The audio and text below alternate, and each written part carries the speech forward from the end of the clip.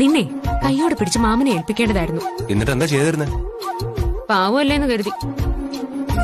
അതെ, എനിക്കൊരു സംശയം. എന്താടാ? ACP കൃഷ്ണപ്രസാദേ ശരിക്കും എന്റെ അച്ഛനാണോ അതോ നിന്റെ അച്ഛനാണോ? കുറച്ചു ദിവസമായിട്ട് എനിക്കും അങ്ങനെ ഒരു സംശയം ഇല്ലാതില്ല. ഇപ്പൊ തന്നെ മാമൻ പറഞ്ഞു, നീ കേട്ടില്ലേ? ഒരച്ഛന്റെ അധികാരമാണ് മാമൻ എന്നോട് കാണിച്ചെന്ന്. എടീ, എന്റെ അച്ഛൻ നിന്നെ അത്രയ്ക്ക് സ്നേഹിക്കുന്നുണ്ട്, അതുകൊണ്ട് അങ്ങനെയൊക്കെ പറഞ്ഞ. അതെനിക്ക് മനസ്സിലായി. പക്ഷേ എവിടെയോ എന്തോ ഒരു സ്പെല്ലിംഗ് മിസ്റ്റേക്ക് ഉള്ളതുപോലെ. ഒരു മിസ്റ്റേക്കും ഇല്ല, ഞാൻ നിന്നെ ചൂടാക്കാൻ വേണ്ടി വെറുതെ പറഞ്ഞത്. അതെ, എനിക്ക് ഉറങ്ങണം. നീ പോവാൻ നോക്ക്. ഞാൻ കുറച്ചുകൂടെ കഴിഞ്ഞ് പോവാം. പോരാ, വേഗം പോയിക്കോ. മാമൻ പോയിട്ടില്ലെന്നറിയാലോ. ഇനി ഇവിടെ കിടന്ന് തിരിഞ്ഞു കളിക്കാനാണ് ഭാവമെങ്കിൽ ഞാൻ മാമനെ വിളിക്കും. ഞാൻ പോയിക്കോളാം. എന്നാ പെട്ടെന്ന് പോ.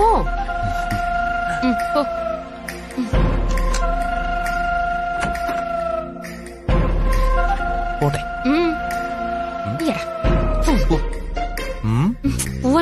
പോ.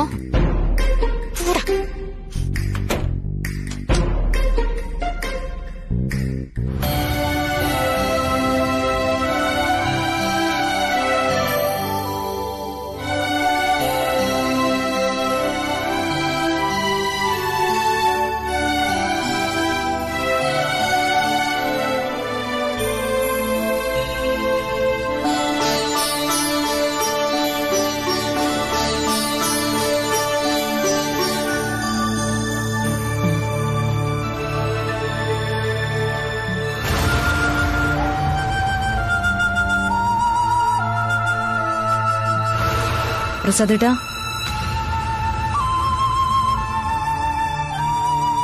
പ്രസാദേട്ടാ,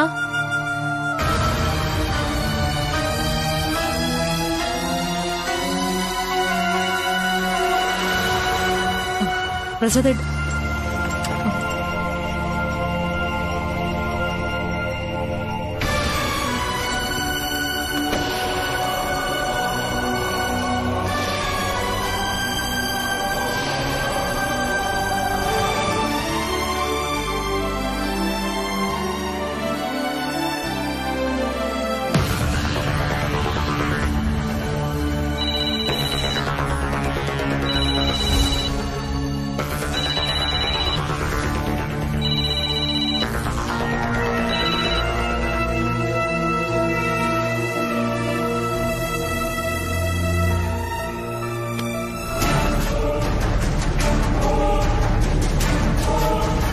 പ്രസാദേട്ടാ,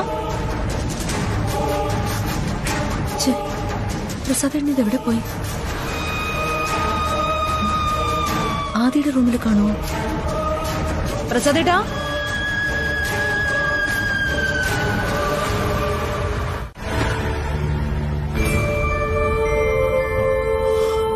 മോളെ തുളസി,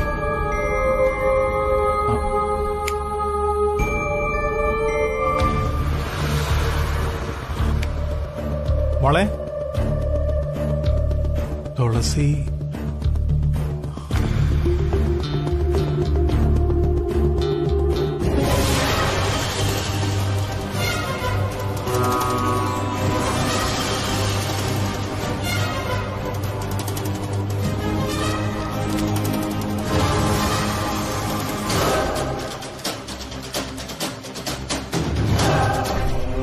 ഞാൻ എന്റെ അച്ഛന്റെ അടുത്തേക്ക് പോകുന്നു. ഇത്രയും നാൾ നിങ്ങൾ എന്നെ എന്റെ അച്ഛനിൽ നിന്നും അകറ്റി. ക്രൂരതയാണ് നിങ്ങൾ ചെയ്തത്. ഒരിക്കലും നിങ്ങളോട് ഞാൻ ഇതിന് ക്ഷമിക്കില്ല. മോളെ, മോളെ,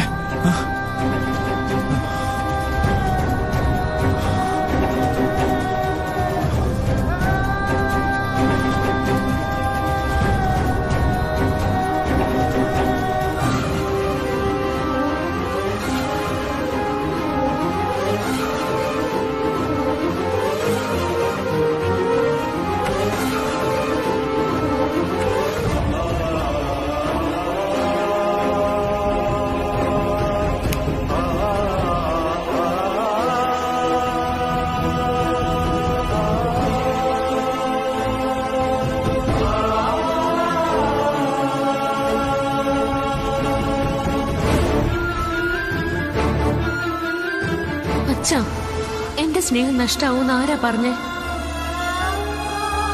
എന്തിനെങ്ങനെയൊക്കെ ചിന്തിക്കുന്ന? ഞാൻ ഒരിക്കലും എന്റെ അച്ഛനമ്മയെ വിട്ട് ഒരിടത്തും പോവില്ല.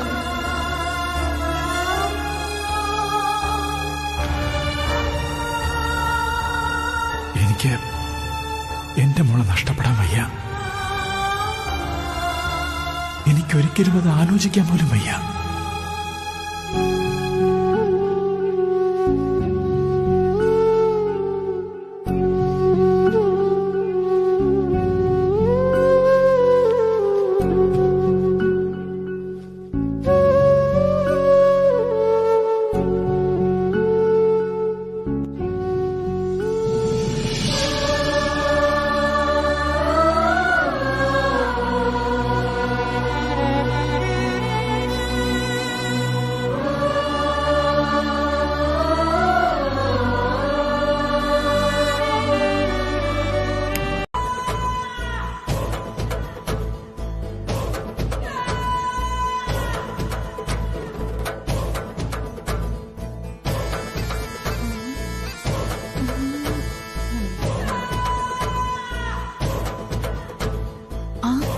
ദുർഗേച്ചി, ഇതൊരു അസുഖമാണ്. രാത്രിയിൽ ഉറക്കത്തിൽ നിന്ന് എഴുന്നേറ്റ് നടക്കുന്ന അസുഖം. എന്റെ വകയിലൊരു ചേട്ടനും ഉണ്ടായിരുന്നു ഈ അസുഖം. കാണിക്കാനായി ഇനി ഒരു വൈദ്യരും ഇല്ല. എന്നിട്ടോ അവസാനം ദേ നമ്മുടെ കുടുംബശ്രീയിലെ രമണി ചേച്ചിയില്ലേ, കാര്യമായിട്ടൊരു ഉപദേശവും കൊടുത്തു. ഇനി ഉറക്കത്തിൽ നിന്ന് എണീറ്റ് നടക്കുമ്പോ പതിയെ അവന്റെ പിന്നാലെ പോണോന്ന്. എന്നിട്ട് എന്തായി? നമ്മുടെ തൊട്ടപ്പുറത്തുള്ള സുമതിയുടെ വീട്ടിലെ കട്ടിലിന്ന രണ്ടിനെയും കൈയോടെ പൊക്കിയത്. അങ്ങനെയല്ല, പ്രസാദ് സാറിന് ചിലപ്പോ ശരിക്കുള്ള അസുഖമാണെങ്കിലോ? അസുഖമാണെങ്കിൽ രണ്ടുപേർക്ക് ഒരുപോലെ വരുമോ? ആദ്യം ഇന്നലെ രാത്രി എഴുന്നേറ്റ് നടക്കാൻ പോയെന്നാ പറഞ്ഞത്. ഇനി രണ്ടുപേരും കൂടെ ഒരുമിച്ച് നടക്കാൻ പോയതായിരിക്കോ? ഒരുമിച്ചൊന്നും അല്ല പോയത്. പ്രസാദേട്ടൻ പോയത് ആദ്യം പോയത് പ്രസാദേട്ടനും അറിഞ്ഞിട്ടില്ല. ഇനി പ്രസാദ് സാറിന് വല്ല ചുറ്റിക്കളി? മിണ്ടി പോവരുത്.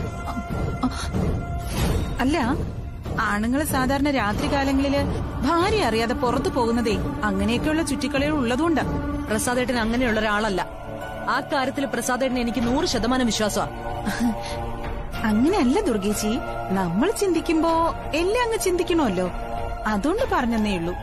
നീ അങ്ങനെ വഴിവിട്ട് ചിന്തിച്ചത് മതി. ഇനി നമുക്ക് സംശയിക്കാൻ ഒരു സ്ഥലം മാത്രമേ ബാക്കിയുള്ളൂ. അച്ഛനും മകനും കൂടി പോകാൻ സാധ്യതയുള്ള ഒരേ ഒരു സ്ഥലം.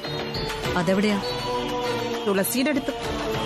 ഏയ്, രാത്രി അതും അസമയത്ത് തുളസിയുടെ വീട്ടിൽ പ്രസാദേട്ടന് പോകേണ്ട കാര്യമില്ലല്ലോ. ആദ്യം പോവില്ല. പ്രസാദേട്ടനാണെങ്കിൽ തുളസിയോട് നല്ല ദേഷ്യത്തിലുമാണ്. ദേഷ്യമുള്ളതുകൊണ്ടാണല്ലോ പ്രസാദ് സാർ അവളെ ഇവിടുന്ന് തല്ലി ഓടിച്ചത്. ആ സ്ഥിതിക്ക് ഒരു കാരണവശാലും സാർ അവിടെ പോവില്ല. പിന്നെ എവിടെയായിരിക്കും പോയത്? ദുർഗേച്ചിയോട് സാർ കള്ളം പറയാറില്ലല്ലോ. ആ സ്ഥിതിക്ക് നല്ലതുപോലെ ചോദിച്ചാ സാർ സത്യം പറയേണ്ടതല്ലേ? ഞാൻ നല്ലതുപോലെ ചോദിച്ചതാ. അപ്പോഴാ പറഞ്ഞത് നടക്കാൻ പോയതാണെന്ന്. പാതിരാത്രിയിൽ ഇറങ്ങി നടക്കാൻ പ്രസാദ് സാർ എന്താ പ്രേതമാണോ? ഓ മതി, നിന്നോട് സംശയം ചോദിക്കാമെന്ന് എന്നെ പറഞ്ഞാ മതി. അല്ല ദുർഗേച്ചി, നിക്ക്. അല്ലെങ്കിൽ പിന്നെ ഈ പ്രസാദ് സാറോ ആദ്യം രാത്രി സമയത്ത് എവിടേക്കാ പോയത്? ഒരു ദിവസം കൊണ്ടൊന്നും ലോകം അവസാനിക്കില്ലല്ലോ. ഉറക്കം ഒഴിഞ്ഞിട്ടായാലും ഒരു ദിവസം ഞാൻ കണ്ടുപിടിക്കും. ഇത് നമ്മുടെ രമണി ചേച്ചിയുടെ ഐഡിയ. പിന്നെ ദുർഗേച്ചി, തൽക്കാലം ഈ വിഷയത്തെക്കുറിച്ച് ആദ്യമായോ പ്രസാദ് സാറുമായോ ചേച്ചി സംസാരിക്കാൻ പോവണ്ട. എല്ലാം മറന്നതുപോലെ ചേച്ചി അങ്ങ് നടിച്ചാ മതി. ചേച്ചി എല്ലാം മറന്നെന്ന് കരുതി അവര് പിന്നെയും പുറത്തിറങ്ങും. അപ്പ വേണം രണ്ടിനെയും കയ്യോടെ പൊക്കാൻ. നോക്കാം, അവസരം വരും.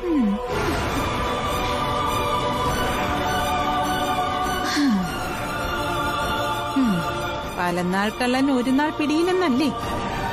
ആ കള്ളന്മാരെ ഞാൻ തന്നെ കയ്യോടെ പിടിക്കും.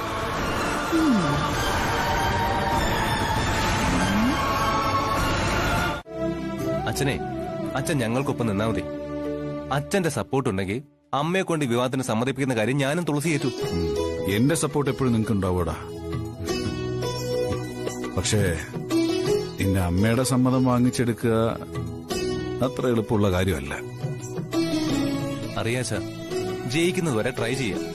അതിന് ഞാനും തുളസിയും തയ്യാറാണ്. എടാ ഈ മുട്ടുവിൻ തുറക്കപ്പെടും, അന്വേഷിപ്പിൻ കണ്ടെത്തും. ആ ആപ്തവാക്യത്തിൽ നമുക്ക് മുന്നോട്ട് പോവാം. ഷുവർ. ഹാപ്പി അല്ലേ? ഹാപ്പി അല്ലേ? ഹാപ്പി. ഓക്കെ.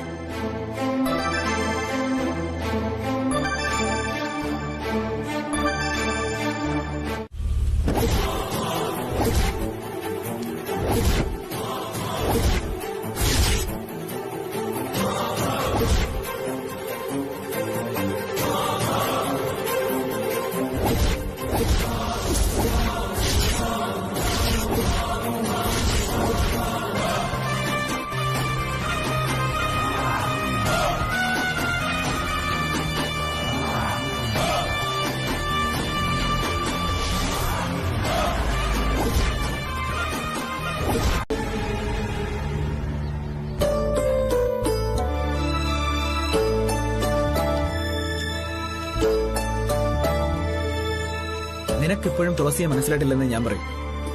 എടാ, നിന്റെ സ്ഥാനത്ത് മറ്റാരായിരുന്നാലും തുളസി ഇപ്പോഴേക്ക് സ്വന്തമാക്കിയനെ. എടാ, സ്വന്തമാക്കാൻ ആഗ്രഹമില്ലാഞ്ഞിട്ടൊന്നും അല്ല. പിന്നെ എന്താ നിന്റെ പ്രശ്നം? അമ്മയാണോ? അമ്മ ഒരു പ്രശ്നം തന്നെയാണ്. എടാ, നീ അമ്മയെ കാര്യം പറഞ്ഞ് മനസ്സിലാക്കിക്കേ, അല്ലെങ്കിൽ അച്ഛനോട് പറ അമ്മയോട് കാര്യങ്ങൾ പറയാൻ.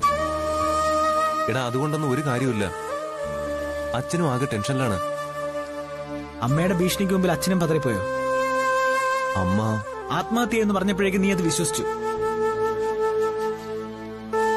വിശ്വസിക്കുന്ന ശ്യാം, തുളസി എനിക്ക് ശരിക്കും മനസ്സിലായിട്ടില്ല എന്ന് നീ പറഞ്ഞില്ലേ? അതുപോലെ അമ്മയെ നിനക്ക് ശരിക്കും മനസ്സിലായിട്ടില്ല. സ്വന്തം ആഗ്രഹങ്ങളും ഇഷ്ടങ്ങളും നടന്നില്ലെങ്കിൽ ആത്മഹത്യ ചെയ്യാൻ പോലും അമ്മ മടിക്കില്ല. നീ ശരിക്കും ഒരു പേടി തുടരണം. ഇങ്ങനെ പേടിയുള്ളവർ ഒരിക്കലും പ്രേമിക്കാൻ പോകരുത്.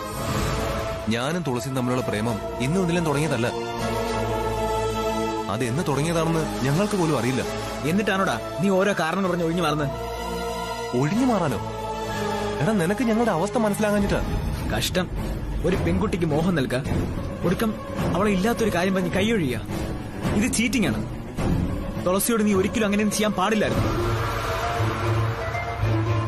ഞാൻ എന്ത് ചെയ്യണമെന്ന് നീ പറയുന്നത്? എനിക്കവളെ എന്നെക്കാളും ഇഷ്ടമാണ്. അതുപോലെ അവളുടെ എന്റെ പാരന്റ്സിനെ എനിക്ക് ഇഷ്ടമാണ്. അമ്മയെ ധിക്കരിച്ചോണ്ടൊന്നും ഈ വിവാഹം നടക്കില്ല. അതാ ഞാൻ പറഞ്ഞത്. അതിനർത്ഥം നിനക്ക് നിന്റെ അമ്മയാണ് വലുതും തന്നെയാണ്. പിന്നെ എന്തിനാടാ നീ തുളസിക്ക് വാക്ക് കൊടുത്തേ? അവളെ വിവാഹം ചെയ്യാൻ വേണ്ടി എന്തിനു നീ ഒരുങ്ങിയിറങ്ങി? പ്രണയമൊന്നും പേടിത്തൊണ്ടന്മാർക്ക് പറ്റിയ പണിയല്ലെന്ന് ഞാൻ പറഞ്ഞത് ഇതുകൊണ്ട് തന്നെയാണ്. എടാ, നിന്നെപ്പോലുള്ളവർ പോയി ചാവുന്നതാണ് നല്ലത്. ചാവടാ, എവിടെയെങ്കിലും പോയി ആത്മഹത്യ. നീ മരിച്ചാലെങ്കിൽ അവൾക്കൊരു ജീവിതം ഉണ്ടാവല്ലോ. അതുകൊണ്ട് പോയി ചാവടാ, പോയി ചാവ്. ആന്റി,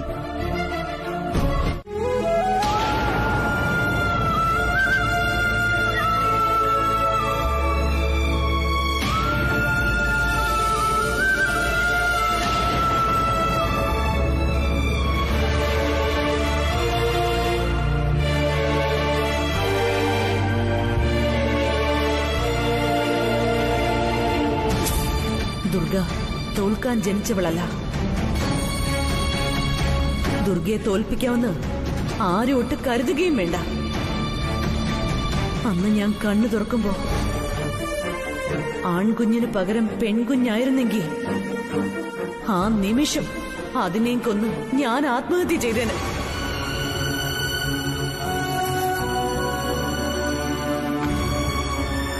ദുർഗ ഒരു കാരണവശാലും തുളസി അംഗീകരിക്കില്ല.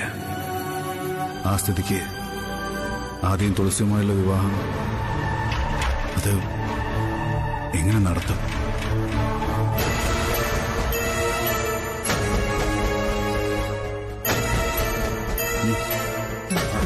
ഇപ്പോഴാ ഒരു സമാധാനമായത്. ആ ചന്ദ്രദാസ് ഒരു നല്ല മനുഷ്യനല്ലേ പ്രസാദേട്ടാ? അതെ. ആതിരെ ആദ്യമായിട്ടുള്ള വിവാഹത്തിന്റെ എല്ലാ ചെലവുകളും അദ്ദേഹം ഏൽക്കാന്ന് പറഞ്ഞിരിക്കുക. മംഗളാപ്പച്ചി വിളിച്ചപ്പോഴാ കാര്യം പറഞ്ഞത്. ചന്ദ്രദാസിന് നമ്മുടെ ഫാമിലിയെ പറ്റി നല്ല മതിപ്പാണല്ലോ. പക്ഷേ വിവാഹ ചെലവുകളൊന്നും ഒറ്റയ്ക്ക് വഹിക്കണ്ടെന്ന് ഞാൻ അപ്പച്ചിയോട് പറഞ്ഞു. വിവാഹക്കാര്യം ചർച്ച ചെയ്യേണ്ട സമയമല്ലല്ലോ ഇത്. പിന്നല്ലാതെ ഇനി ആരെയാ കാത്തിരിക്കുന്നത്? ആതിരയുടെ അച്ഛൻ ബില്ലിംഗ് ആയ സ്ഥിതിക്ക് നമ്മൾ സഹകരിക്കാതിരിക്കുന്ന ശരിയല്ല പ്രസാദേട്ടാ. സമയാവട്ടെ. സമയാവട്ടെന്നോ? പ്രസാദേട്ടന് ഇത് എന്താ പറ്റിയേ? ഓ, തുളസിയെ ഓർത്തിട്ടായിരിക്കും. എല്ലാം ഞാൻ ചെയ്ത ചതിയാണല്ലോ. ഞാനാണല്ലോ ബ്രഹ്മശ്രീ രാജവർമ്മയെ കൊണ്ട് കള്ളപ്രവചനം നടത്തിയത്. എടോ,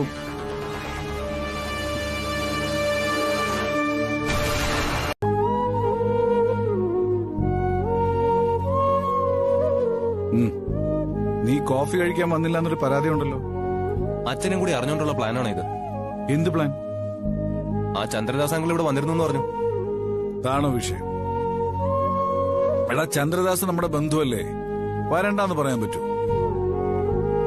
അങ്കിൾ അമേരിക്കയിൽ നിന്ന് വന്നത് തന്നെ എന്തിനാണെന്ന് അച്ഛൻ അറിയോ? ഓരോരുത്തരുടെ വരവിനും പോക്കിനും ഓരോരോ ലക്ഷ്യങ്ങൾ കാണും.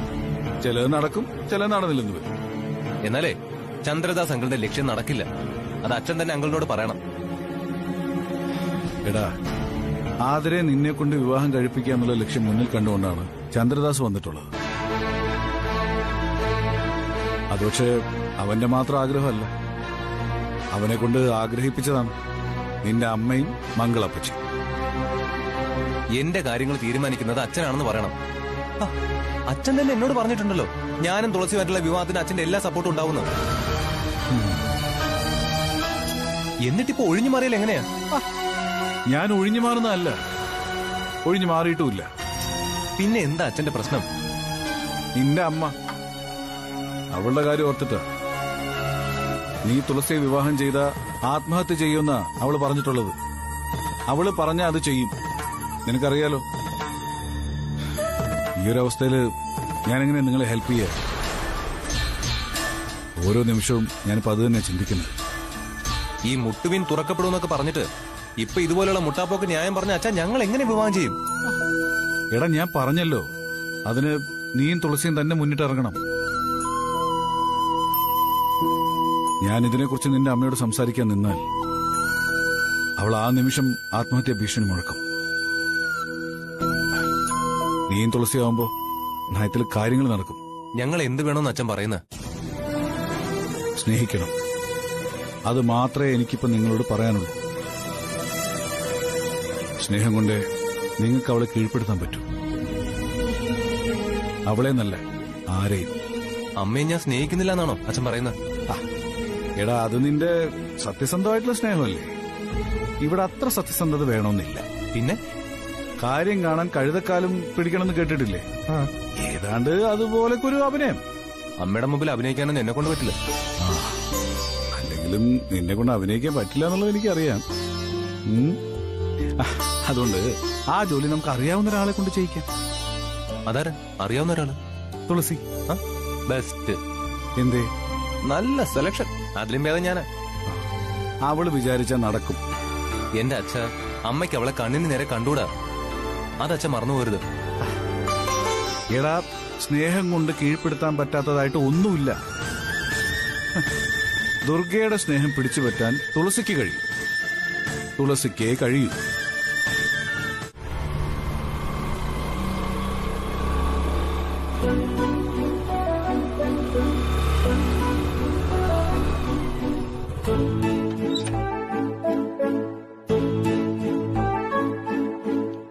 എന്താടാ പ്രശ്നം? നീ എന്താ അർജന്റായിട്ട് എന്നെ കാണണമെന്ന് പറഞ്ഞ? ഇടി, നമ്മുടെ കാര്യത്തിൽ എന്തെങ്കിലും ഒരു തീരുമാനം ഉണ്ടാക്കണ്ടേ? അതാ ഞാൻ നിന്നെ വിളിച്ചത്. സത്യത്തിൽ നമ്മുടെ കാര്യത്തെക്കുറിച്ച് ആലോചിച്ചിട്ട് എനിക്ക് ഭ്രാന്ത് പിടിച്ച പോലെയായി. എന്തൊക്കെ ശ്രമങ്ങൾ നടത്തിയാലും അവസാനം അതെല്ലാം ദുർഗമ്മയുടെ മുന്നിൽ ചെന്ന് തടഞ്ഞു നിൽക്കും. മാമന്റെ കാര്യത്തിലുണ്ടായിരുന്ന പ്രശ്നങ്ങളൊക്കെ ഒരു തരത്തിൽ തീർന്നു വന്നതാ. അപ്പോഴാ വേറെ പ്രശ്നം. അതെന്താ? അതെന്താണെന്നോ? നിന്റെ അച്ഛന്റെ സ്വഭാവം നീ ജനിച്ചപ്പോ മുതൽ കാണുന്നതല്ലേ? ഈയിടെയായിട്ട് നല്ല വ്യത്യാസം തോന്നില്ലേ? എന്നോടുള്ള പെരുമാറ്റത്തിലൊക്കെ നല്ല വ്യത്യാസമുണ്ട്. സ്നേഹവും ഇഷ്ടമൊക്കെ കൂടിയിട്ടുണ്ട്. പക്ഷേ എന്തോ ഒരു രഹസ്യം മാമ മനസ്സിൽ ഒളിപ്പിക്കുന്നുണ്ട്. ചില നേരത്ത് ഞാൻ നോക്കുമ്പോ എന്നെ തന്നെ നോക്കിയിരിക്കുന്ന കാണാം. ചിലപ്പോ കണ്ണു നിറയും ചെയ്യാറുണ്ട്. എനിക്ക് തോന്നാറുണ്ട് ചില നേരത്ത് വല്ലാതെ ഇൻഡിഫറന്റ് ആയിട്ട് അച്ഛൻ പെരുമാറുന്നേ. ആ, നിനക്കും അങ്ങനെ തോന്നിയില്ലേ? എന്ന സംഗതി സത്യ. മാമന് എന്തോ പ്രശ്നമുണ്ട്. നമ്മളോട് പറയാൻ പറ്റാത്ത കാര്യം മനസ്സിൽ സൂക്ഷിക്കുന്നുണ്ട്. അത് നമ്മളെ കാണുമ്പോ പറയാൻ കഴിയില്ലല്ലോ എന്നാ ചിന്തിക്കുന്നത്. അതെന്ത് പ്രശ്നമായിരിക്കും? എന്താണെങ്കിലും നമ്മളോട് പറയാവുന്നല്ലേ ഉള്ളൂ. അതെന്താണെന്ന് കണ്ടുപിടിക്കണം, അത് പരിഹരിക്കുകയും ചെയ്യണം. അല്ലാതെ മാമന്റെ മനസ്സിന് വിഷമമുണ്ടാക്കുന്ന കാര്യം ഇങ്ങനെ മനസ്സിലിട്ട് കൊണ്ടു നടക്കാൻ അനുവദിക്കരുത്. മാമന്റെ ആരോഗ്യസ്ഥിതിയെക്കുറിച്ച് അറിയാലോ. ഒരു ബുള്ളറ്റ് ഉള്ളിൽ വെച്ചുകൊണ്ടാ ജീവിക്കുന്നത്. ദുർഗാമ്മ നൽകുന്ന ടെൻഷൻ തന്നെ ഒരുപാടുണ്ട്. അതിന്റെ കൂടെ നമ്മളും കൂടി സങ്കടപ്പെടുത്തരുത്.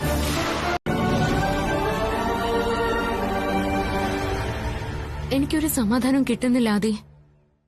നീ പറഞ്ഞതൊക്കെ ഞാൻ വീണ്ടും വീണ്ടും ആലോചിച്ചു. ദുർഗാമ്മയെ സ്നേഹിച്ച് കീഴ്പ്പെടുത്തുക എന്നത് നിസ്സാരമായ കാര്യമല്ല. ഈ ലോകത്തെ നിനക്ക് സാധിക്കാത്തതൊന്നുമില്ലെന്ന് വിശ്വസിക്കുന്ന ആളാ ഞാൻ. എന്റെ വിശ്വാസം നീ തകർക്കരുത്. അതി, നീ തമാശകളെ. ഞാൻ സീരിയസ് ആയിട്ട് പറഞ്ഞതാ. എവിടെ തൊട്ടാലും പൊള്ളുന്ന കണ്ണല്ല ദുർഗാമ്മ. അതൊക്കെ വെറും കരിക്കട്ടയാക്കാനേ നിനക്ക് കഴിയും. ഞാൻ പറഞ്ഞില്ലേ, നന്നായിട്ടങ്ങ് സ്നേഹിച്ചാ മതി. ഈ കാണുന്നൊന്നും അല്ല എന്റെ അമ്മ. സ്നേഹത്തിന്റെ കാര്യത്തിലേ ഈ വെയിലത്ത് വെച്ച വെണ്ണ പോലെയാ, തനി അങ്ങ് അലിഞ്ഞോളൂ. എന്നെ കൊലുക്കി കൊടുക്കാൻ എന്തൊരു ഉത്സാഹമാ. തുളസി, നീ എന്റെ അമ്മയുടെ ഭാഗത്തു നിന്ന് ചിന്തിച്ചു നോക്കിയേ. നീയും ഞാനും ഒരു പക്ഷത്തു നിന്ന് യുദ്ധം ചെയ്യാറുന്നില്ല ഇത്രയും കാലം. ഇനി അങ്ങോട്ട് അങ്ങനെ അല്ലാന്ന് വരുമ്പോ അമ്മയ്ക്ക് ആദ്യമൊക്കെ സംശയം തോന്നും. പക്ഷേ നിന്റെ സ്നേഹം യാഥാർത്ഥ്യമാണെന്ന് വരുമ്പോ അമ്മ അറിയാതെ സ്നേഹിച്ചു തുടങ്ങും. പറയാനും ഭാവനയിൽ കാണാനും ഒക്കെ നല്ല രസം. ഈ ഭാവനകളൊക്കെ അല്ലേ ഒരിക്കലും യാഥാർത്ഥ്യമാവുക. ഈ സ്വപ്നം കണ്ടാ സംഭവിക്കുമെന്ന് നീ പഠിച്ചിട്ടില്ലേ? ഇന്നു മുതല് ദുർഗാമ്മയെ നീ നിന്റെ അമ്മയായിട്ട് സങ്കല്പിച്ച് നോക്കിയേ. പ്രിയ എന്റെ സ്ഥാനത്ത് ദുർഗാമ്മ. എന്തൊക്കെയായിരിക്കും നീ ചെയ്തു കൊടുക്കുക? എങ്ങനെയായിരിക്കും പെരുമാറുക? അതാണ് വേണ്ടത്. അതെ, നീ അങ്ങനെ എന്റെ അമ്മയ്ക്കൊപ്പം ദുർഗാമ്മയെ കൊണ്ടുവരണ്ട. രാവും പകലും പോലെ വ്യത്യാസമുണ്ട് നിന്റെ അമ്മ എന്റെ അമ്മയും തമ്മില്. പിന്നെ നീ പറയുന്ന പോലെ യാഥാർത്ഥ്യമായിട്ട് സ്നേഹിക്കാനൊന്നും എന്നെ കൊണ്ട് പറ്റില്ല. കാരണം നീ ആദ്യം പറഞ്ഞത് തന്നെയാ, എന്നും ശത്രുപക്ഷത്തുണ്ടായിരുന്ന ഒരാളെ അത്ര പെട്ടെന്നൊന്നും ആർക്ക് സ്നേഹിച്ചു തുടങ്ങാനാവില്ല. എന്റെ മനസ്സിൽ ദുർഗാമ്മ എന്നെ അപമാനിച്ചതും സങ്കടപ്പെടുത്തിയതും ഒക്കെ ഉണ്ട്. അങ്ങനെ ഒരാളെ ഞാൻ എങ്ങനെയാ ഒരു രാത്രി ഇരുട്ടി വെളുക്കും പോലെ നിസ്സാരമായിട്ട് സ്നേഹിക്കുക? സോറി, ഞാൻ കരുതി നിനക്കതിന് കഴിയുമെന്ന്. എന്റെ മനസ്സില് ഇത്രത്തോളം പകയും ദേഷ്യവും എന്റെ അമ്മയോടുണ്ടെന്ന് എനിക്കറിയില്ലായിരുന്നു. എടാ, നിനക്ക് ഞാൻ പറഞ്ഞത് വിഷമായോ? വിഷമായോ എന്ന് ചോദിച്ചാ അതേം തന്നെ ഉത്തരം. പല വഴിക്ക് നമ്മൾ നോക്കിയിട്ടും ലക്ഷ്യത്തിലെത്താത്തതുകൊണ്ടാ ഇങ്ങനൊരു തീരുമാനം എടുത്ത്. പിന്നെ ഈ തീരുമാനം എന്റേത് മാത്രമായിരുന്നില്ല. പിന്നെ അച്ഛനും ജയനങ്ങളും ചേർന്നെടുത്ത തീരുമാനം. അവർക്ക് വേണ്ടി കൂടിയാ ഞാൻ നിന്നോട് ഇത് സംസാരിച്ച. അവർക്കെല്ലാം നമ്മുടെ കല്യാണം നടന്നു കാണാൻ നല്ല ആഗ്രഹമുണ്ട്. പക്ഷേ അമ്മ എങ്ങനെ സമ്മതിപ്പിക്കുമെന്ന ആശങ്കയുമുണ്ട്. അതാ ഇങ്ങനൊരു തീരുമാനത്തിൽ അവരെത്തിയത്. സത്യം പറഞ്ഞ മറ്റൊരു വഴി ഇല്ലാത്തോണ്ട് എടുത്ത തീരുമാനമൊന്നും വേണമെങ്കിൽ പറയാം.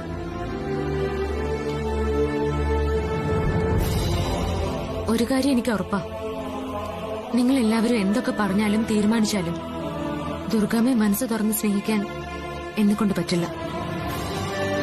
അങ്ങനെ ഒരു കാലം ഉണ്ടാവുന്നുള്ള പ്രതീക്ഷ എനിക്കില്ല. പിന്നെ നിങ്ങൾ എല്ലാവരും ഇങ്ങനെ പറയുന്നത് കൊണ്ട് ഞാൻ ദുർഗാമ്മയെ സ്നേഹിക്കുന്നതായി അഭിനയിക്കാം. എന്റെ ഈ ശ്രമം എത്രത്തോളം വിജയിക്കുമെന്നൊന്നും എനിക്ക് ഒരു ഉറപ്പില്ല.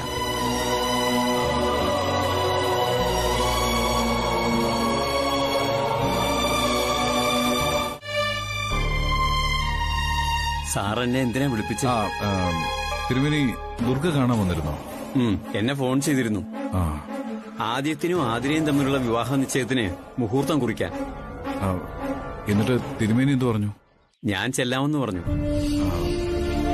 എനിക്ക് തിരുമേനിയോട് ഒരു കാര്യം പറയാനുണ്ടായിരുന്നു. പറയൂ സർ.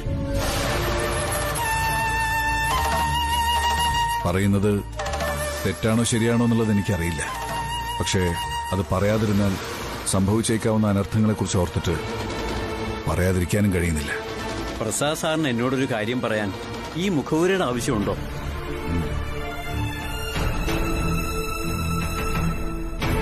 ദുർഗ ആദിയുടെ വിവാഹ നിശ്ചയത്തിന് സമയം കുറിക്കാനായിട്ട് തിരുമേനി വിളിപ്പിക്കും. അപ്പോ ഒരു 2 മാസത്തേക്ക് മുഹൂർത്തം ഇല്ലാന്നൊന്ന് പറയണം. അത് ഞാൻ തിരുമേനി അങ്ങനെ ഒന്ന് പറയണം. 2 മാസത്തെ സമയം കൊണ്ട് ഞാനും ജയനും പ്രിയയും കൂടി ചേർന്ന് തുളസിയുടെയും ആദ്യത്തിന്റെയും വിവാഹത്തിന് ദുർഗയുടെ സമ്മതം വാങ്ങും. അതിനുവേണ്ടിയാ ഇങ്ങനെ പറയാൻ ഞാൻ തിരുമേനിയോട് ആവശ്യപ്പെടുന്നത്. സാറ് പറയുമ്പോ പറ്റില്ലെന്ന് പറയാൻ എനിക്ക് കഴിയില്ല. മാത്രമല്ല ആദിത്യന്റെയും തുളസിയുടെയും കാര്യങ്ങളൊക്കെ എനിക്കറിയുകയും ചെയ്യാം. അവരുടെ വിവാഹം നടന്നു കാണാൻ എനിക്കും ആഗ്രഹമുണ്ട്. നല്ലത് നടക്കാനല്ലേ ദൈവങ്ങൾക്ക് സേവ ചെയ്യുന്നവർ ആഗ്രഹിക്കാൻ പാടുള്ളൂ. ഇപ്പൊ സത്യം പറഞ്ഞ എനിക്ക് സമാധാനമായി. ഇങ്ങനൊരു കാര്യം ഞാൻ പറയുമ്പോ തിരുമേനി തെറ്റായി കരുതുമെന്ന് എനിക്ക് പേടിയുണ്ടായിരുന്നു. പേടിയൊന്നും വേണ്ട. ദുർഗയോട് ഞാൻ പറയാം. സാറിന്റെ അഭിപ്രായമാണെന്ന് അറിയിക്കേയില്ല. പക്ഷേ സാർ, ഞാൻ മുഹൂർത്തം ഇല്ലാന്ന് പറഞ്ഞാൽ അവർ മറ്റേതെങ്കിലും ജ്യോത്സ്യരെ വിളിച്ച് അന്വേഷിക്കും. അതൊന്നും ഉണ്ടാവില്ല. തിരുമേനിയെ അവൾക്ക് വിശ്വാസമാണ്. അഥവാ അങ്ങനെ സംഭവിച്ചാൽ ദുർഗ മറ്റൊരു ജ്യോത്സ്യരെ സമീപിച്ച് ആദിത്യന്റെ വിവാഹ നിശ്ചയത്തിനുള്ള മുഹൂർത്തം നോക്കാൻ പറഞ്ഞാൽ അവർ സത്യം പറയും. ഈ ഭാഗത്ത് ദുർഗ വിളിക്കാൻ സാധ്യതയുള്ള പൂജാരിമാരെയും ജ്യോത്സ്യന്മാരെയും തിരുമേനി അറിയാതിരിക്കില്ലല്ലോ. എല്ലാവരെയും എനിക്കറിയാം. എങ്കിൽ അവരെയൊക്കെ ഒന്ന് വിളിച്ച് ഈ കാര്യം ഒന്ന് അറിയിക്കണം. ചെയ്യുന്നത് തെറ്റാണെന്നറിയാം. പക്ഷെ ആദിത്യനും തുളസിയും അവരൊന്നിക്കണം. ധർമ്മം ജയിക്കാൻ വേണ്ടി ഭഗവാൻ കൃഷ്ണൻ വരെ കളവ് പറഞ്ഞിട്ടില്ലേ? അതുപോലെ ഇതൊരു പുണ്യകർമ്മമായി കരുതിക്കൊള്ളാം. താങ്ക്സ്. അപ്പോ ഞാൻ അങ്ങോട്ട് കയറിക്കോട്ടെ. തിരുമേനി എത്തിക്കോളും. അപ്പച്ചി. ഹായ് മാമസേ, ഡാഡി. വാ ഇരിക്കേ. ദാസ്. ഓക്കെ, താനും പാടും. ഓ, ഞങ്ങള് കൃത്യസമയത്ത് തന്നെ എത്തിയല്ലോ അല്ലേ? നിങ്ങൾ കൃത്യസമയത്ത് തന്നെ എത്തിയ, പക്ഷേ തിരുമേനി ഇതുവരെ എത്തിയില്ല. അതെ, മുഹൂർത്തം നോക്കുമ്പോഴേ 2 മാസത്തിനുള്ളിലെ മുഹൂർത്തം നോക്കാൻ പറയണം. 2 മാസം കഴിയുമ്പോഴേ ദാസിന്റെ ലീവ് അങ്ങ് തീരും. തിരികെ പോകാനുള്ളതാ. അത് ഓർമ്മയുണ്ടല്ലോ നിനക്ക്? അത് പറയാം, ഓർമ്മയുണ്ട്. ചിലപ്പോഴേ ഈ 2 മാസത്തിനുള്ളിൽ വിവാഹത്തിന് അനുകൂലമായിട്ടുള്ള ഒരു മുഹൂർത്തം കിട്ടണമെന്നില്ല. അത് പ്രസാദേനാണോ തീരുമാനിക്കുന്നത്? തിരുമേനി വരട്ടെ, അതൊക്കെ തിരുമേനി പറയും. മാമസിന് കോഫി എടുക്കട്ടെ? ഓ, എനിക്കൊന്നും വേണ്ട. ദാസിന് വേണമെങ്കിൽ കൊടുക്കാം. ഡാഡിക്ക്? എനിക്കും വേണ്ട മോള്. തിരുമേനി വരട്ടെ.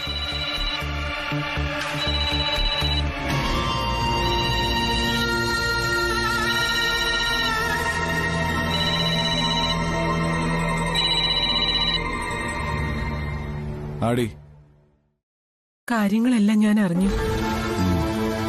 അറിഞ്ഞതൊക്കെ ശരിയാ. ദുർഗേച്ചിക്ക് ആദ്യെ കൊണ്ട് ആതിരെ വിവാഹം കഴിപ്പിക്കാൻ തിടുക്കുമായില്ലേ? ആദി ആരെ വിവാഹം കഴിക്കണം എന്നുള്ളത് അവനോ അവന്റെ അച്ഛനോ അമ്മയോ അല്ലേ തീരുമാനിക്കേണ്ടത്. അതൊന്നും നമ്മുടെ കാര്യത്തിൽ പ്രായോഗികമല്ലല്ലോ ചേട്ടാ. ആതിരയുടെ അച്ഛൻ വന്നിട്ടുണ്ട്. വിവാഹം നിശ്ചയിക്കുകയാണ് ലക്ഷ്യം. എന്നിട്ട് പ്രസാദേട്ടൻ എന്തു പറഞ്ഞു? ഞാനൊന്നും പറഞ്ഞിട്ടില്ല. എന്തെങ്കിലും പറയാതെ എങ്ങനെയാ? ചന്ദ്രദാസേട്ടനും ദുർഗേച്ചിയും ചേർന്ന് എന്തെങ്കിലും തീരുമാനം എടുത്തു കഴിഞ്ഞാൽ പിന്നെ നമ്മൾ എന്ത് ചെയ്യും? അത് ഞാൻ ചില കാര്യങ്ങളൊക്കെ ചെയ്തു വെച്ചിട്ടുണ്ട്. അത് വിജയിക്കുമെന്നൊന്നും അറിയില്ല.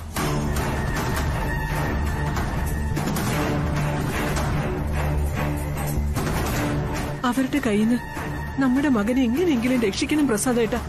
അത് നമ്മുടെ ആവശ്യം മാത്രമല്ല, കുട്ടികളുടെ ജീവിതം വെച്ചുള്ള കളിയാ.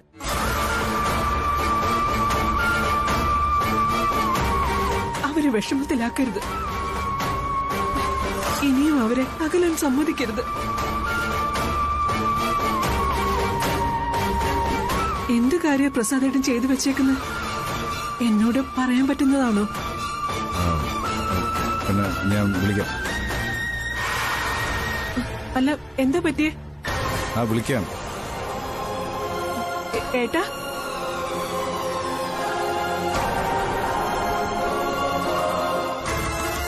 എന്താ കോള് കട്ട് ചെയ്ത് കളഞ്ഞത്? എന്നെ കണ്ടതുകൊണ്ടാണോ? അപ്പച്ചൻ ചന്ദ്രദാസും പോയോ? അവരങ്ങനെ പെട്ടെന്ന് പോകാൻ വന്നവരല്ലല്ലോ. കാര്യങ്ങൾക്കൊരു തീരുമാനമാക്കേണ്ട ആള് ഇങ്ങനെ ഒഴിഞ്ഞു മാറി നിന്നാലെങ്ങനെയാ? ഞാൻ ഒഴിഞ്ഞു മാറിയതൊന്നുമല്ല. സാമാന്യ മര്യാദ എന്നൊന്നില്ലേ പ്രസാദേട്ടാ? വീട്ടിലൊരാള് വരുമ്പോ ഇങ്ങനെയാണോ പെരുമാറേണ്ടത്? വന്നിരിക്കുന്നതേ എനിക്ക് വേണ്ടപ്പെട്ടവരല്ല. പ്രസാദേട്ടന്റെ അച്ഛന്റെ അനിയത്തിയും അവരുടെ മകളുടെ ഭർത്താവുവാ. എന്തിനു വന്നോന്നെങ്കിലും പോയി ചോദിക്കാൻ പാടില്ലേ? അത് മുഹൂർത്തം നിശ്ചയിക്കാനൊക്കെ ആവും. വന്നതാവും എന്നല്ല, അവരതിനു വേണ്ടി തന്നെയാ വന്നിരിക്കുന്നത്. അമ്മേ, മാമനെ കുറിച്ചാണല്ലോ ചർച്ച. നിന്റെ മാമനെ ഒരു തരത്തിൽ ഞങ്ങൾക്ക് പിടികിട്ടുന്നില്ല എന്ന് പറയായിരുന്നു. ഞാനും അതിനെക്കുറിച്ച് തന്നെയാ കുറച്ചു ദിവസമായിട്ട് ആലോചിക്കുന്നത്. ചിലപ്പോ എന്നെ മോളേന്ന് വിളിക്കും, ഓർക്കാതെ അച്ഛനാണെന്നൊക്കെ പറയും, പിന്നെ അബദ്ധം മനസ്സിലാക്കി തിരുത്തി പറയും. ഇനിയിപ്പോ അത് വട്ടാണോ?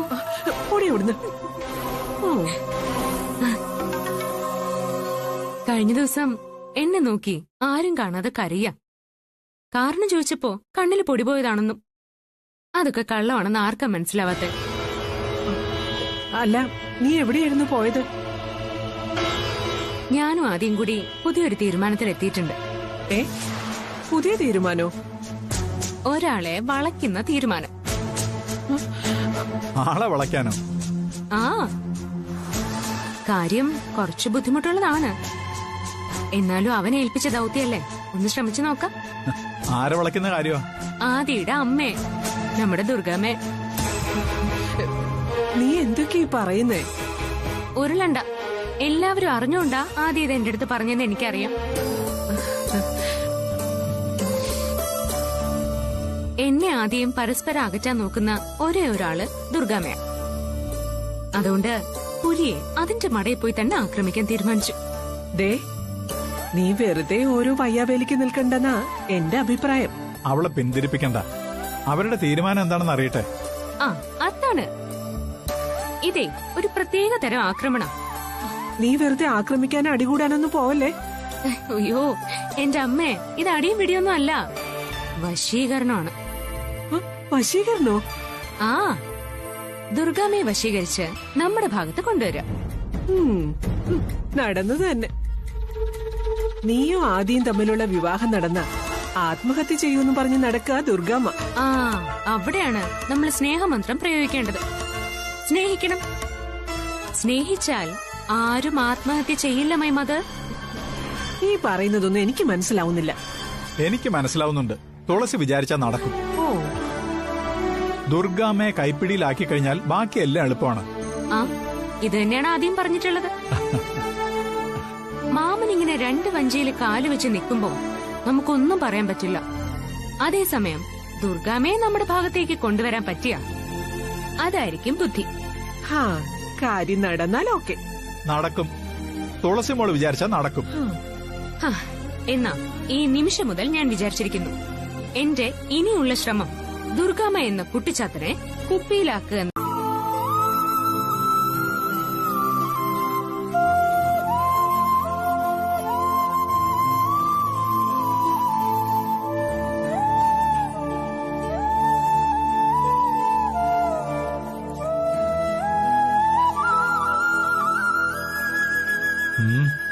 കുറെ നേരം ആയല്ലോ, എന്താ എത്ര ആലോചിക്കാൻ? ഗൗരവമായിട്ട് തന്നെ ആലോചിക്കണ്ടേ? എതിർഭാഗത്തുള്ളത് ദുർഗാമ്മയല്ലേ? ദുർഗാമ്മയെ സ്വാധീനിക്കുക എന്ന് പറയുന്നത് നിസ്സാര കാര്യമല്ല, ആലോചിച്ച് ചെയ്യേണ്ട കാര്യമാണ്. മോളെ, ഇത് നടപ്പുള്ള കാര്യമാണോ? നടക്കണം. വാശി വന്നാൽ നിന്നെ അപായപ്പെടുത്താൻ പോലും ദുർഗേച്ചി മടിക്കില്ല. ഏറി വന്ന എന്നെ കൊല്ലുമായിരിക്കും. അവരതും ചെയ്യും. അതുകൊണ്ട് നമ്മുടെ ഭാഗത്ത് നിന്ന് എന്തെങ്കിലും പാളിച്ച പറ്റിയാൽ അതോടെ തീർന്നുവല്ല. ദുർഗേച്ചിക്ക് ഒരു കാരണവശാലും സംശയം തോന്നാൻ പാടില്ല. ഇത്രയും കാലം ശത്രുതയിൽ കഴിഞ്ഞവർ ഒരു സുപ്രഭാതത്തിൽ സൗഹൃദം സ്ഥാപിക്കാൻ ചെന്നാൽ ആർക്കായാലും സംശയം തോന്നും. അതിനാരാ സൗഹൃദം സ്ഥാപിക്കാൻ പോകുന്നത്? ദുർഗാമ്മേ, എന്നോട് ക്ഷമിക്കണമെന്ന് പറഞ്ഞ് ആ കാലില് വീണൊന്ന് നീട്ടിക്കരഞ്ഞ അലിഞ്ഞു പോകുന്ന ഹൃദയമൊന്നും അല്ല അതെന്ന് എനിക്കറിയാം. അതറിഞ്ഞുകൊണ്ട് തന്നെയാ ഈ റിസ്ക് ഏറ്റെടുക്കാൻ തയ്യാറായതും. ശത്രുതയായി നിൽക്കെ എന്നെക്കുറിച്ചൊരു മതിപ്പ് ദുർഗാമ്മയ്ക്ക് ഉണ്ടാവണം. അതെന്നെ കൊണ്ട് സാധിച്ചിരിക്കും.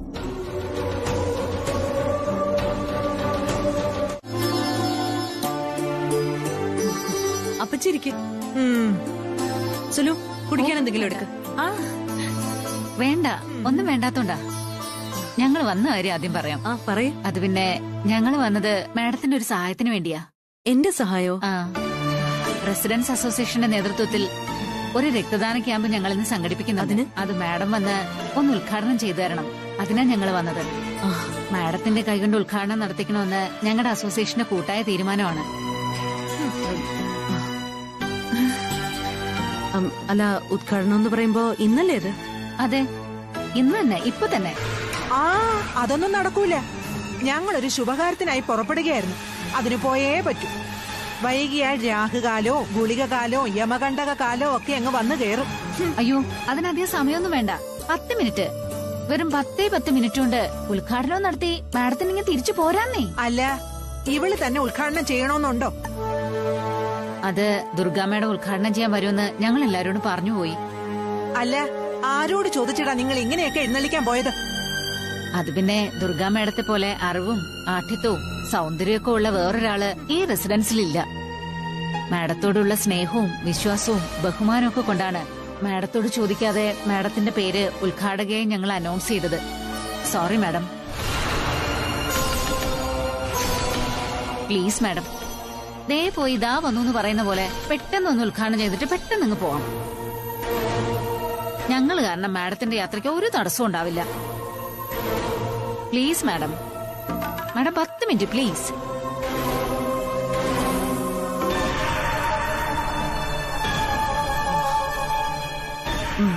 ശരി, വരാം. 10 മിനിറ്റ്. അത് കഴിഞ്ഞാൽ ഞങ്ങൾ ഇനി പോരും.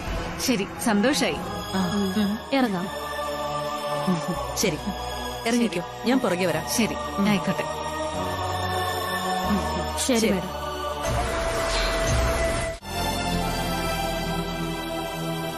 സുലു, നീ വരണമായിരുന്നു. ഉദ്ഘാടനം എന്ന് കേട്ടപ്പോ ഞാൻ കരുതിയത് ചെറിയ രീതിയിലുള്ളൊരു ഉദ്ഘാടനം ആയിരിക്കുമെന്നാ. ഇതൊന്നുമല്ല, ഗംഭീര പ്രോഗ്രാം ആയിരുന്നു. ഞാൻ ആദ്യമായിട്ടാണല്ലോ ഈ ഉദ്ഘാടനം നടത്തുന്നത്. അതിന്റെ ഒരു ത്രില്ലും ഞാനും അറിഞ്ഞു. അത് വല്ലാത്തൊരു അനുഭവം തന്നെയാണേ. നമ്മുടെ കൈകൊണ്ടൊരു ഉദ്ഘാടനം ചെയ്യാന്നൊക്കെ വെച്ചാ അതൊരു ഭാഗ്യം. അപ്പൊ നിങ്ങൾ ജോത്സിനെ കാണാൻ പോയില്ലല്ലേ? അതിന് കാരണക്കാരി ഇവളാ. ഉദ്ഘാടനത്തിന് ശേഷം ജോത്സിനെ കാണാൻ വേണ്ടി വണ്ടി തിരിച്ചപ്പോ ഇവക്കൊരേ വാശി, ജോത്സിനെ ഇന്ന് കാണണ്ടാന്ന്. ഇവളങ്ങനെ പറയുമ്പോ ഞാൻ എന്ത് ചെയ്യും? ഇവളെ വഴിയിൽ ഇറക്കി വിട്ടിട്ട് ഞാൻ തനിച്ചു പോകുന്നത് ശരിയല്ലല്ലോ. അതുകൊണ്ട് ഞാൻ ഇങ്ങ് പോന്നു. ജോത്സിനെ ഇനി നാളെയോ അതിന്റെ അടുത്ത ദിവസമോ പോയി കാണാം. ആ സ്ത്രീകൾ വന്ന് ഉദ്ഘാടനത്തിന് വിളിച്ചപ്പോഴേ ഞാൻ കരുതിയതാ എല്ലാത്തിനും തടസ്സം ഉണ്ടാവുന്നു. ഇപ്പൊ അതുപോലെ തന്നെ സംഭവിച്ചു.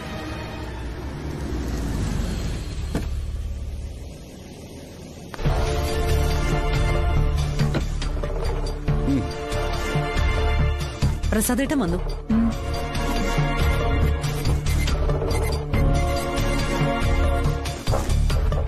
ഒരു കാര്യമില്ലാതെ ആന്റി ഉദ്ഘാടനത്തിന് പോയത്. അല്ല, ജോത്സിനെ കാണാൻ പോണെന്ന് പറഞ്ഞിട്ട് താൻ പോയില്ലേ? അതിനാരാ ജോത്സിനെ കാണാൻ വേണ്ടി പോയത്? പോയില്ലേ? പോയില്ല. അത് പോയിരുന്നേ. ഒരു ഉദ്ഘാടനം ഉണ്ടായിരുന്നു. ഉദ്ഘാടനം? അങ്ങനെയും പറയാം. നിനക്കെന്താ ഒരു പുച്ഛം? എടോ, എന്താ സംഭവം അത് പറ. പ്രസാദേട്ടാ, ഞങ്ങള് ജോത്സിനെ കാണാൻ ഇറങ്ങുന്ന നേരത്ത് ഇവിടുത്തെ റെസിഡൻസ് അസോസിയേഷനിലെ മെമ്പേഴ്സ് ഒക്കെ വന്നു. അവർ അസോസിയേഷനുമായിട്ട് സഹകരിച്ച് ഒരു രക്തദാന ക്യാമ്പ് സംഘടിപ്പിക്കുന്നു. ഓ, അത് ശരി. എന്നിട്ട് അവര് വന്ന എന്തിനാണെന്നറിയോ? എടോ, താൻ പറയാതെ ഞാൻ എങ്ങനെ അറിയാ? രക്തദാന ക്യാമ്പ് ഉദ്ഘാടനത്തിന് എന്നെ ക്ഷണിക്കാനാ വന്നത്.